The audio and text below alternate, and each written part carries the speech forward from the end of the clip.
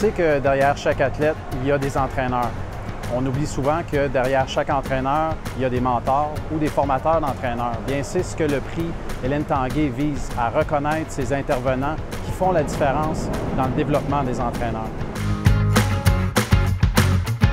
Le prix Hélène Tanguay, en fait, ça reconnaît le travail que tu fais comme formateur d'entraîneur parce que c'est vraiment un travail de l'ombre, hein? On n'en parle jamais. Hélène, c'était une très bonne amie, puis ça faisait pas tellement longtemps qu'elle était décédée quand ils ont décidé de faire le prix Hélène Tanguay.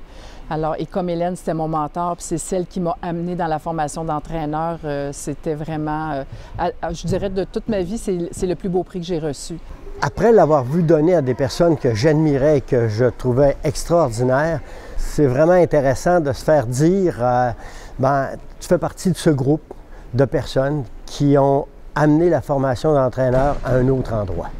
Être formateur, c'est accepter de passer de longues fins de semaine en formation à l'extérieur de chez soi, de voyager à travers le Québec, ce qui fait qu'on connaît bien le Québec, mais c'est quand même exigeant. L'impact que Guy a eu sur ma carrière, ça a été assez majeur. Quand, mettons, j'ai une problématique à l'entraînement puis j'ai besoin d'un conseil, je m'en vais voir Guy, puis là, il est capable de m'accueillir chez lui n'importe quand pour parler de techniques de gymnastique. Il me donne une confiance. Il me dit, tu sais, essaye ça, on va voir qu'est-ce que ça donne, travaille là à ta façon, puis après ça, tu sais, digère ce que je t'ai donné comme information, puis on se revoit puis on s'en reparle.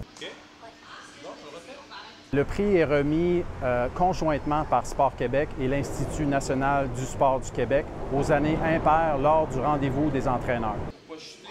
En fait, Hélène était toujours disponible à aider puis à soutenir. Puis d'ailleurs, dans des moments plus durs où, comme entraîneur, tu as une équipe qui est particulièrement rock'n'roll, puis à un moment donné, tu ne sais plus quoi faire.